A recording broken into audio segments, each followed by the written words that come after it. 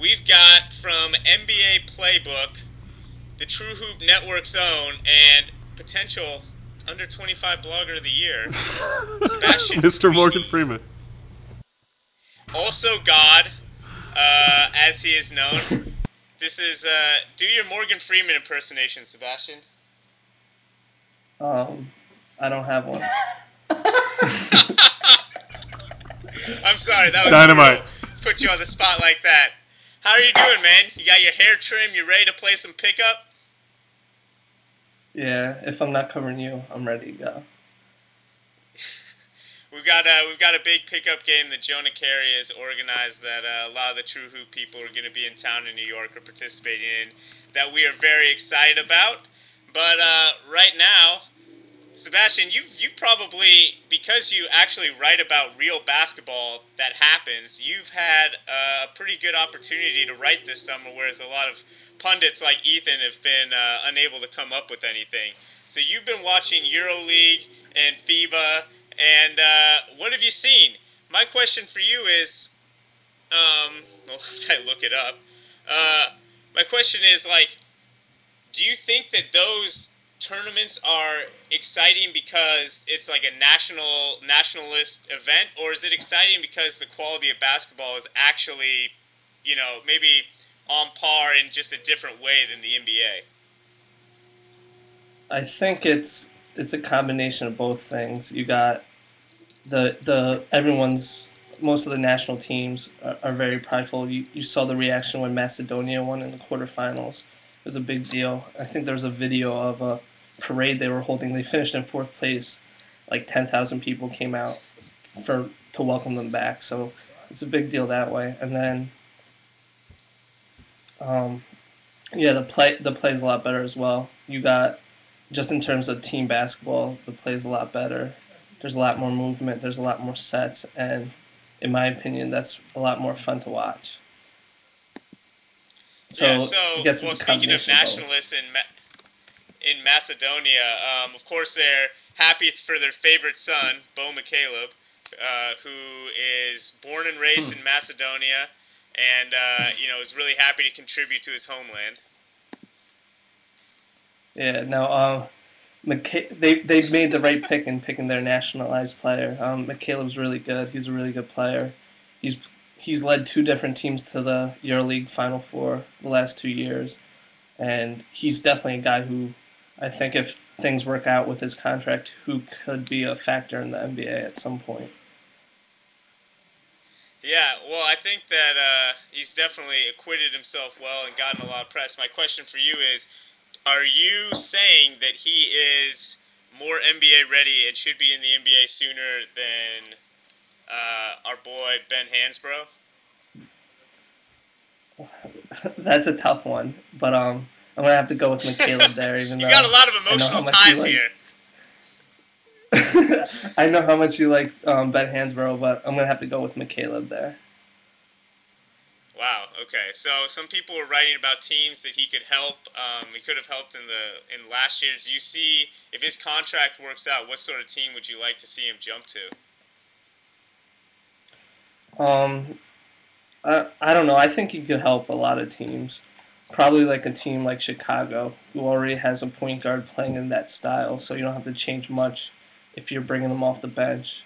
Because I think that right now he'd be used best as a 6-man type of player. So you got like Chicago, Washington, guys who already have that type of point guard where they won't have to change much going into their second unit. I think that could work out for them. Yeah. Going back to the style of play thing, one thing I noticed that, yeah, like the movement, the team action is really good, but occasionally it would, you know, get to the end of the shot clock and some guy would find the ball, you know, get the ball and just make an awful decision or have to create a play and just not be able to do anything. Now there are teams like Spain and Argentina and, you know, to lesser degrees, you know, like Lithuania, who have guys who are going to, you know, make a play 1 through 5. But how do you, so to you, would you say that it's less exciting to see one-on-one improvisational play than to see a perfect back cut in, you know, Argentina's system hit for a layup?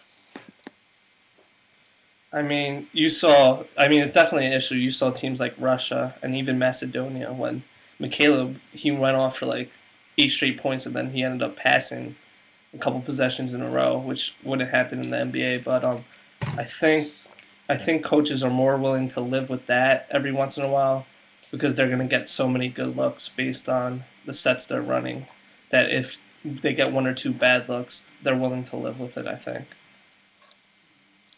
Are there any teams in the NBA that you would say kind of approximate that European style of play on offense? The Spurs last year, just the way they were running pick and rolls and stuff, but there was always motion on the weak side and there was always options in the corner. The Jazz before, I guess before Sloan left, and then I mean you can compare Turkey's offense in the fourth quarter to the Hawks' offense in the fourth quarter too. So that's another one. In a negative sense, I'm guessing. Yeah. Yeah. So I know you did a bunch of rookie breakdowns, and again, like check this all out at NBA Playbook. Just really cool things. One thing that Sebastian does that we all appreciate is that a lot of people write about what's gonna happen. Sebastian, very very educational. So you learned a lot, I imagine, by doing these rookie breakdowns. Is there someone who you're looking for to have a big season, or did someone surprise you when you started to go in depth on their scouting? I kind of like Alec Burks a lot. I mean, he Colorado, doesn't play any right? defense and he doesn't have a shot. Oh yeah, from Colorado, playing for the Jazz, I think.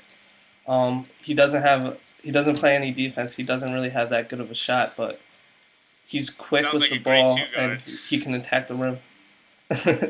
Now, well, he's quick and he can attack the rim, and he drew a foul on 18.8% of his possessions last year. So I mean, he's a good player and he's long, and I think with the right system, getting the ball on the wing and letting him attack, he could have a successful rookie season. Nice. So you want to tell our viewers about the most fearsome mascot in all of sports, the Mad Ants. You are hooking up with the D-League team. You kind of tell everyone what you're up to there. It's a big thing. I'm really proud of you, so let us know so people can appreciate it. Well, it's a volunteer position. I'm going to be going over there and just helping out whenever I can. I'm going to be sitting on the bench during games. I'm going to be able to help out at practice. I think I'm going to mainly be doing a lot of video stuff, but I mean, I'm going to be involved and just doing whatever they need me to do.